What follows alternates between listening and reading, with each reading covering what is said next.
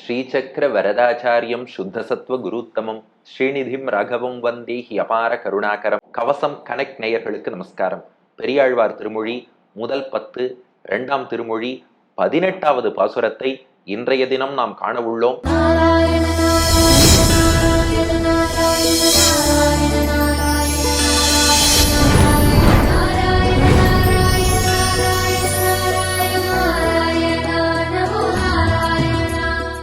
கண்ணனுடைய திருக்காதுகளிலே மகர குழை என்று சொல்லக்கூடிய பெரிய தோடுகள் காதணி அணிந்து கொண்டிருக்கிறான்.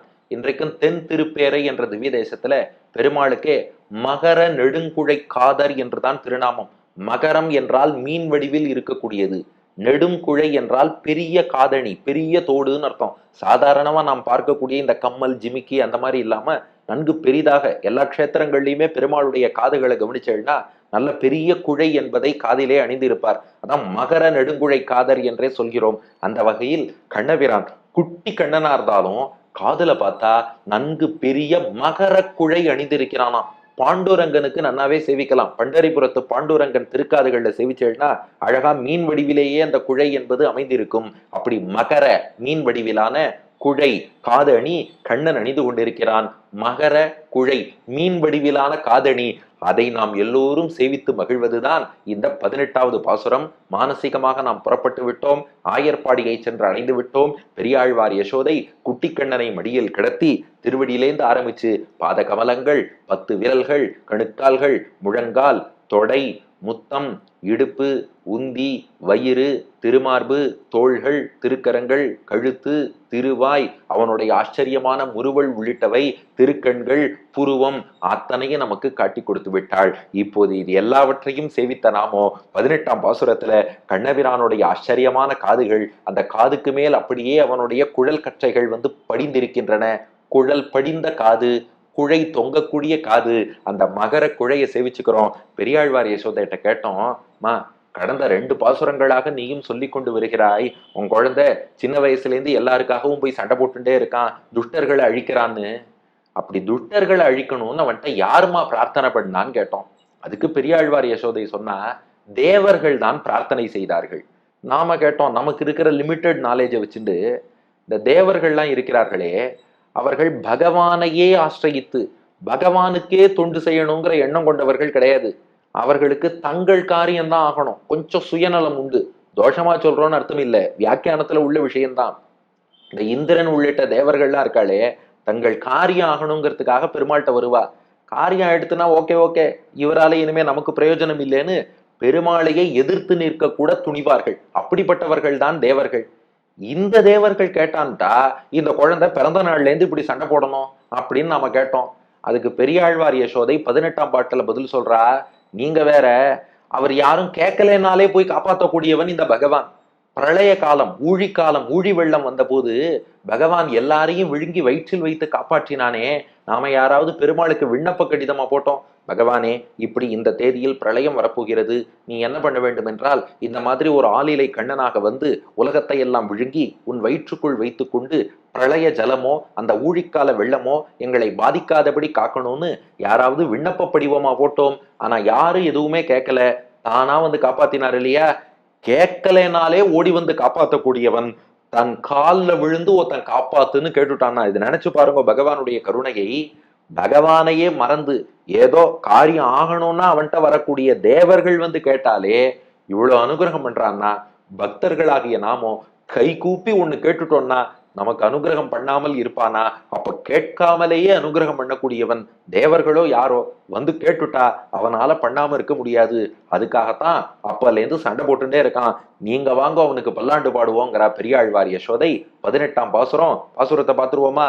மண்ணும் மலையும் கடலும் உலகு ஏழும் உண்ணும் திறத்து மகிழ்ந்து உண்ணும் பிள்ளைக்கு வண்ணம் எழில்கொள் மகர குழை இவை திண்ணம் இருந்தவா காணீரே சேயிழகீர் வந்து காணீரே. மண்ணும் மலையும் கடலும் உலகேழும் உண்ணும் திறத்து மகிழ்ந்து உண்ணும் பிள்ளைக்கு வண்ணம் எழில்கொள் மகர குழை இவை திண்ணம் இருந்தவா காணீரே சேயிழையீர் வந்து காணீரே. பெரியாழ்வார் யசோதை சொல்றா, அவன் கேட்டுத்தான் அனுகிரகம் பண்ணணும்னு இல்ல, கேட்காமலேயே அனுகிரகம் பண்ணக்கூடியவன் பகவான். அப்படி இருக்க தேவர்கள்லாம் வந்து கேட்டதுக்கு அப்புறம் அவ எதிரிகளான அசுரர்கள், துஷ்டர்கள், தீய சக்திகள் அழிக்காம இருப்பானா? ஒப்பீட்டளவில் பார்த்தால் அசுரர்களை விட தேவர்கள் நல்லவர்கள் தானே, அதற்காகத்தான் இத்தனையும் செய்தான். இது கேட்டு அனுகிரகம் பண்ணதை பத்தி நீங்க பேசுறேள். பெரியாழ்வார் யசோதை சொன்னா, அவன் கேட்காமலேயே பல அனுகிரகம் பண்ணியிருக்கான். ஊழிக்காலம் பிரளய காலத்துல ஊழி வெள்ளம் வந்து அப்படியே ஒரு பிரளய ஜலம்ங்கிறது உலகத்தை எல்லாம் சூழ்ந்துடும். அது இப்ப நாம் பார்க்கக்கூடிய கடல் நீர் கிடையாது. பிரளய நீர்ங்கிறது ஒரு தனி ஜலம், அது மொத்த உலகத்தையுமே மூழ்கடிக்க கூடியது. அப்படிப்பட்ட பிரளய வெள்ளம் வரும்போது பகவான் என்ன பண்ணான்? மொத்த உலகையும் காக்க வேண்டும் என்று நினைத்தான். ஆலமா மரத்தின் இலை மேல் ஒரு பாலகனாய் ஞாலமேழும் உண்டான் என்னும்படியாக அந்த பிரளய வெள்ளத்துல பார்த்தா ஒரு சின்ன ஆலமர இலை மிதந்து வருது. அந்த ஆலமர இலையில பார்த்தா குட்டி கண்ணனாக, இதே இப்போது எப்படி குட்டி கண்ணனா பெரியாழ்வார் யசோதை மடியில் இருக்கிறானோ இதே போன்ற, ஏன் இதை விட இன்னும் குட்டி கண்ணனாக அப்போது அந்த ஆலமர இலையிலே வந்தானா. ஏன்பா ஆலமரத்தை தேர்ந்தெடுத்தான்னு கேட்டா, ஆலமரத்தின் விதை இருக்கே ரொம்ப சின்ன விதை, ஆனா அந்த ஒரு சின்ன விதைக்குள்ள பெரிய ஆலமரமே அடக்கம். அது போலத்தான் குட்டி கண்ணனுக்குள்ள மொத்த பிரபஞ்சமும் அடக்கம் என்று காட்டுவதற்காக ஆலமர இலையிலே சிறு குழந்தையாக வந்தான். வந்து என்ன பண்ணான்? மண்ணும், மண்ணுன்னா பூமி, இந்த நில உலகம்னு அர்த்தம். மண்ணும் மொத்த பூமியையும் உண்டு தன் வயிற்றுக்குள்ளே வைத்து கொண்டான். அடுத்து மலையும், சாஸ்திரங்கள் ரீதியாக பார்த்தால் மலைகள் தான் பூமியை தாங்கிட்டு இருக்கான். பூமிக்கு மேல மலைகள் இருந்தாலும் மலைதான் பூமிக்கு ஒரு திண்மை உறுதியை கொடுத்து நிலைத்திருக்க செய்கிறது. அந்த மலைகளையும் கடலும், இந்த பூமியை காக்கக்கூடியது கடலாம். வியாக்கியானத்துல மணவாள மாமுனிகள் காட்டுறார், அந்த கடலில் உள்ள நீர் இருக்கே அதைத்தான் மேகங்கள்லாம் கொண்டு போய் மழையா கொடுக்கிறது. பல வகையில் கடல் என்பதுதான் பூமியை காக்கிறது. மிகப்பெரிய நீராதாரம் என்பது கடல். கடல் நீரை நேரா பயன்படுத்த முடியாதுனாலும் கூட நீர் ஆதாரமாக இருப்பது கடல். அந்த கடலையும் உலகேழும், இந்த பூலோகம் மட்டும் இல்ல, மேல் உலகங்கள் கீழ் உலகங்கள்லாம் இருக்கு இல்லையா, இந்த உலகேழுங்கிறத எப்படி புரிஞ்சுக்கணும்னா பூமியும் கீழ் 7 உலகங்களும் சேர்த்து ஒரே உலகம். அதுக்கப்புறம் மேல உள்ள 6 உலகங்கள், அதாவது மொத்தம் 14 உலகங்கள் இருக்கு. மேல பார்த்தா பூஹு, நாம் இருக்கும் பூலோகம், பூஹு புவஹா சுவஹா மகஹா ஜனஹா தபஹா சத்தியம். இந்த பூமிக்கு கீழே பார்த்தா அதல விதல சுத்தல தலாதல மகாதல ரசாதல பாத்தால என்று லோகங்கள் இருக்கு. ஆனா 14 உலகங்கள்னு சொல்லாம 7 உலகம்னு சொன்னா எப்படி புரிஞ்சுக்கணும்னா, பூமி அப்படியே கீழே உள்ள அதல வித்தல சுத்தல தலாதல மகாதல ரசாதல பாத்தால இதெல்லாம் ஒரு லோகம் பூஹு. புவஹா சுவஹா மகா ஜனஹா தபஹா சத்தியம், அங்க ஒரு 6 ஏழாச்சா. உலகேழும், அத்தனை உலகங்களையும். அப்ப எனக்கு இங்க என்னுடைய பக்தர்கள் வாழக்கூடிய பகுதி, இதை மட்டும் விழுங்கிக்கிறேன். பாத்தாளத்துல அசுரன் தானே இருக்கான், விழுங்கல சொல்லலையாம். பாரத தேசம் நல்ல தர்மத்தெல்லாம் கடைபிடிக்கிற வேத நெறி இருக்கு, விழுங்கிக்கிறேன். இன்னொரு தேசம், இதையே நான் விழுங்கணும், கேட்கல. அப்போ மண்ணும் மொத்த பூமியையும், மலையும் பூமியை நிலைநிறுத்தும் மலைகளையும், கடலும் அத்தனை பூமியையும் ரட்சிக்கக்கூடிய கடல்களையும், உலகேழும் மொத்த 7 14 உலகங்களையும். அப்ப இந்த கடலையும் விழுங்கிட்டான். ஏன்னா பிரளய கடல்ங்கிறது வேற. இந்த கடலையும் விழுங்கி அவன் தான் வயிற்றுக்குள் வைத்து காத்தான். ஏன்னா அந்த கடல் நீர் ஆதாரம் இருந்தாதான் பூமியால் இயங்க முடியும். இந்த பூலோகம் மட்டும் இல்ல, 7 14 உலகங்களையும் வயிற்றுக்குள்ளே வைத்து கொண்டான். அதுல யாராவது கேட்டாளா, விண்ணப்பம் போட்டாளா, என்னை காப்பாத்துன்னு சொன்னாளா? பிரளயம் வரப்போறதுன்னு கூட எத்தனையோ பேருக்கு தெரியாமல் இருந்திருக்கலாம். ஆனா அத்தனை பேரையும் உண்ணும் திறத்து, திறம்னா காலம்னு அர்த்தம், வேலைன்னு அர்த்தம். உண்ணும் திறத்துனா உண்ணும் வேளையிலே ஆளிலை கண்ணனாக வந்து வரிசையா மண்ணை விழுங்குகிறான், மலைகளை விழுங்குகிறான், கடல் நீரை விழுங்குகிறான், 14 உலகங்களையும் விழுங்குகிறான். உண்ணும் திறத்து, அந்த உண்ணும் வேளையிலே மகிழ்ந்து உண்ணும் பிள்ளைக்கு. எப்படி சாப்பிட்டானா, சேச்சே பாடுறா நம்ம நிலைமைய, திடீர்னு ஒரு பிரளயம் வந்துடுறது, நான் தான் வந்து இதெல்லாம் காப்பாற்றணும், போரும்போ அப்படின்னு சொல்லி ஏனோ தானோன்னுலாம் விழுங்கலையாம். பகவான் பக்தர்களுக்கு அனுகிரகம் பண்ணும்போது எப்படி பண்ணுவான்னா, கீதா பாஷ்யத்துல ராமானுஜர் காட்டுறார், தேஷாம் சததயுக்தானாம் பஜதாம் பிரீத்தி பூர்வகம் ததாமி புத்தி யோகம் தம் ஏனமாம் உபயாந்திதே. பிரீத்தி பூர்வகம் சந்தோஷமா அனுகிரகம் பண்ணுவானா. அனுகிரகம் பண்ணிட்டு, ஆஹா என் பக்தனுக்கு அனுகிரகம் பண்ற வாய்ப்பு கிடைச்சதேன்னு பகவான் சந்தோஷப்படுவானா. நாம அவர் அனுகிரகமே பண்ணினாலும் பண்ணாரேன்னு சந்தோஷப்பட மாட்டோம். இது பகவான் அனுகிரகத்தால ஒருவேளை நடந்திருக்குமோ, இல்ல நம் முயற்சியாலேயே நடந்துருத்தோ, இப்படி எல்லாம் சந்தேகம் தான் படுவோம். ஆனா பகவான் நமக்கு அனுகிரகம் பண்ணிட்டு அவன் சந்தோஷப்படுறானா, ஆஹா எனக்கு ஒரு வாய்ப்பு கிடைத்ததேன்னு. அதான் மகிழ்ந்து உண்ணும் பிள்ளைக்கு. மகிழ்ந்துனா சந்தோஷப்பட்டு. என்ன சந்தோஷம்னா, ஆஹா என் குழந்தைகள் எல்லாம் காப்பாத்துறதுக்கு ஒரு வாய்ப்பு கிடைக்குமான்னு காத்துட்டு இருந்தேன். இந்த பிரளயத்தில் எனக்கு ஒரு வாய்ப்பு கிடைத்ததே, எல்லாரையும் உண்டு என் வயிற்றுக்குள் வைத்து காக்கக்கூடிய ஒரு வாய்ப்பு கிடைச்சதேன்னு. அப்ப அவரே காப்பாத்த எப்ப வாய்ப்பு கிடைக்கும் தான் அலைஞ்சுட்டு இருக்கார். அதனால ஏதாவது ஒரு வாய்ப்பு கிடைச்சதுன்னா கிடுகிடுன்னு ஓடி வந்து காக்கக்கூடியவர். வாயை திறந்து தேவர்கள் வந்து சரணாகதி பண்ணி அசுரர்களால கஷ்டப்படுறோம், பூமி பாரம் ஜாஸ்தியா இருக்குன்னா காக்காமல் இருப்பானா எம்பெருமான். அப்போ மண்ணும் மலையும் கடலும் உலகேழும் உண்ணும் திறத்து மகிழ்ந்துண்ணும் பிள்ளைக்கு. பாருங்க பெரியாழ்வாருடைய அனுபவங்கிறது எவ்வளவு வசதி பாருங்க. கேட்காத போதே அனுகிரகம் பண்ணக்கூடியவன், கேட்டுட்டா அவளுக்காக என்னென்ன பண்ணுவான். ஆனா எனக்குத்தான் பதட்டமா இருக்கு. மகிழ்ந்து உண்ணும் பிள்ளைக்கு இந்த பிள்ளை இருக்கே, அப்பவும் சிறு பிள்ளையாக வந்துதான் சந்தோஷமாக எல்லாத்தையும் விழுங்குறேன்னு விழுங்கிட்டான். ஆனா அந்த குழந்தைக்கு இதெல்லாம் வயிற்றுக்குள் வைத்ததாலே எந்த பாதிப்பும் வரக்கூடாது, நோய் வரக்கூடாது. மேலும் இப்பவும் அடுத்தடுத்து அசுரர்களை எதிர்த்து சண்டை போட போறேன்ட்டு சண்டை போடுறான். அதுக்கெல்லாம் எந்த பாதிப்பும் கண்ணனுக்கு வரக்கூடாது, எந்த ஆபத்தும் வரக்கூடாது.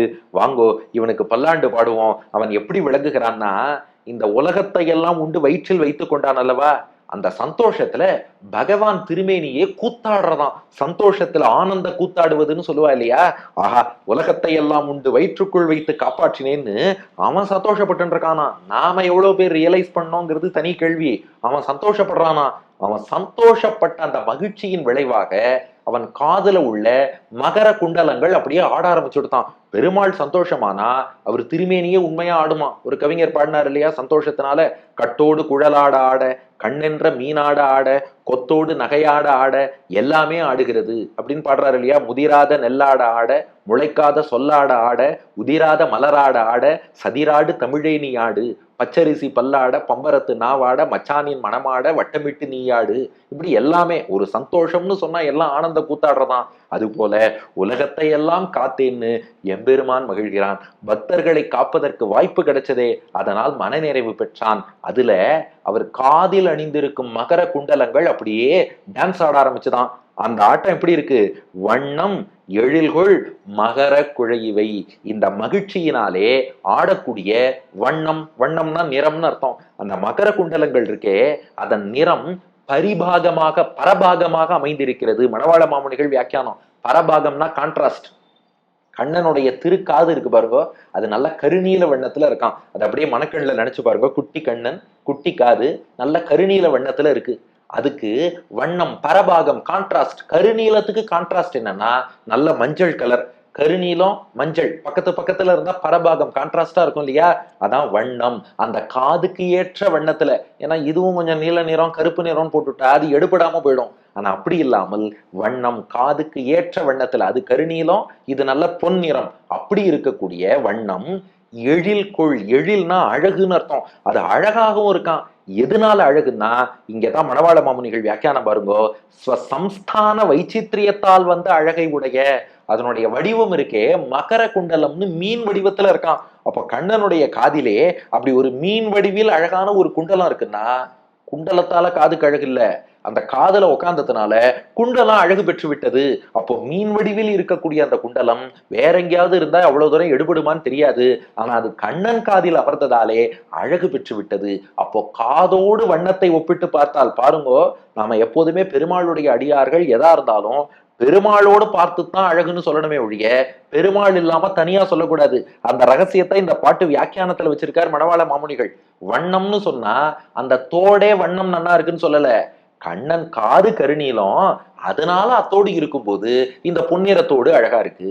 அப்புறம் எழில்கொள் அழகு மிக்கதாக இருக்கிறதுனாலும் அந்த மீன் வடிவமே அழகுன்னு அர்த்தம் இல்ல, அந்த மீன் வடிவம் கண்ணன் காதோடு பொருந்தி இருப்பதாலே அழகாக இருக்கிறது. இந்த உலகத்துல நாம இயற்கையை ரசிச்சாலும் சரி இலக்கியத்தை ரசிச்சாலும் சரி, இதுக்குள்ள பகவான் இருக்கான்னு புரிஞ்சுட்டு ரசிச்சா மட்டும்தான் வசதியை ஒழிய பகவானை விட்டுட்டு ரசிச்சா அதுல சுவாரஸ்யம் இல்லை. அதனாலதான் பாருங்க ஒரு தோட ரசிக்கும் போது கூட அந்த காதை விடாம ரசிக்கிறார் மாமுனிகள்.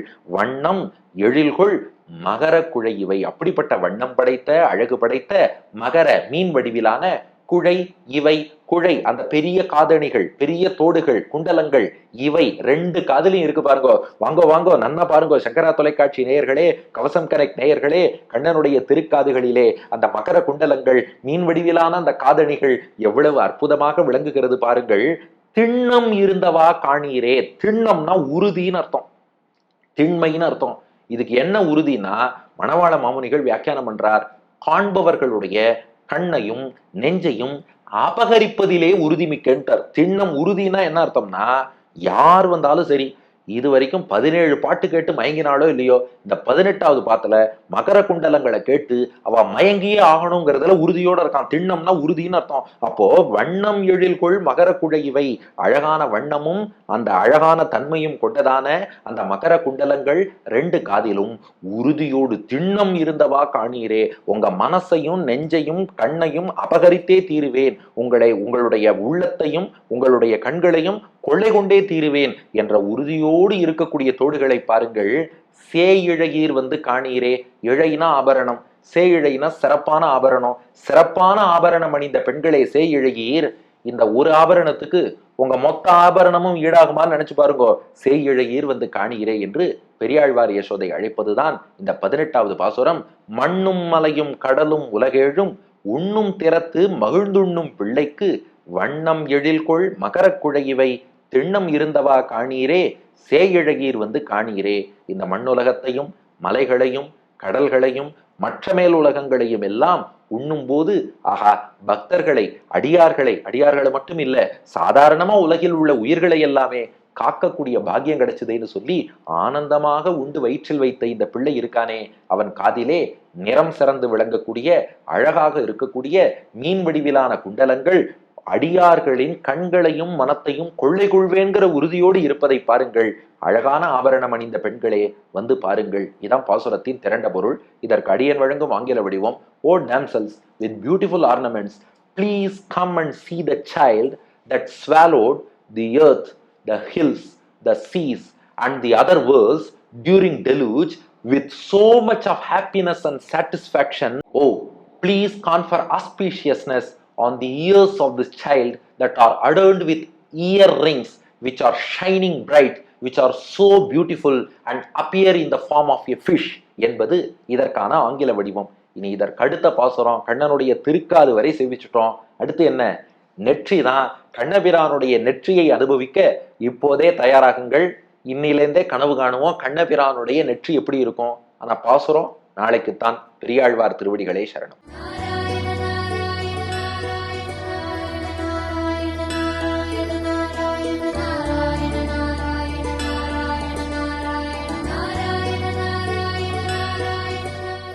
மண்ணும் மலையும் கடலும் உலகேழும் உண்ணும் திறத்து மகிழ்ந்துண்ணும் பிள்ளைக்கு மண்ணும் மலையும் கடலும் உலகேழும் உண்ணும் திறத்து மகிழ்ந்துண்ணும் பிள்ளைக்கு வண்ணம் எழில்கொள் மகர குழைவை திண்ணமிருந்தவா காணீரே. சேயிழையீர் வந்து காணீரே. வண்ணம் எழில்கொள் மகர குழைவை திண்ணமிருந்தவா காணீரே. சேயிழையீர் வந்து காணீரே.